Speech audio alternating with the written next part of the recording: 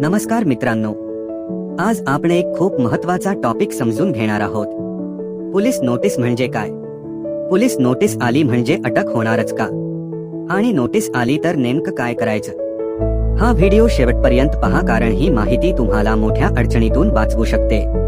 Police notice म्हणजे काय? Police notice म्हणजे अटक नाही.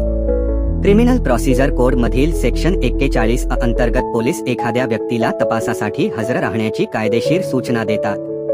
जेव्हा थेट अटक करण्याची गरज नसते तेव्हा पोलीस नोटीस देऊन तपासात सहकार्य करा असं सांगतात.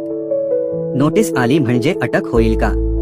खूप लोकांचा गैरसमज असतो की पोलीस नोटीस आली म्हणजे लगेच अटक होणार, पण कायदा स्पष्ट सांगतो, नोटीस आली म्हणजे डायरेक्ट अरेस्ट नाही.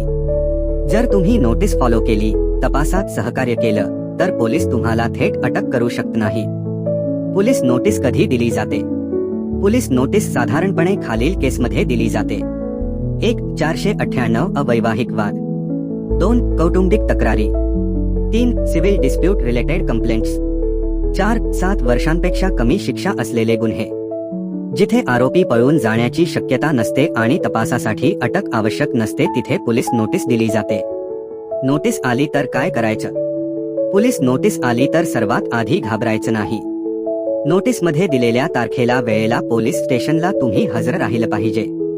तपासात सहकार्य करा, खोट बोलू नका, पण अनावश्यक माहितीही देऊ नका. गरज वाटल्यास वकिलाचा सल्ला घ्यायला हरकत नाही. नोटीस इग्नोर केली तर काय होतं? जर तुम्ही पोलीस नोटीस इग्नोर केली, हजर राहिले नाही, तर पोलिसांना अटक करण्याचा अधिकार मिळतो. म्हणजे लक्षात ठेवा, 1. नोटीस इग्नोर म्हणजे धोका. 2. नोटीस फॉलो म्हणजे संरक्षण. 3. नोटीस असताना तुमचे राईट्स. पोलीस नोटीस असतानाही तुमचे काही महत्त्वाचे अधिकार आहेत. 1. पोलीस जबरदस्तीने अटक करू शकत नाही.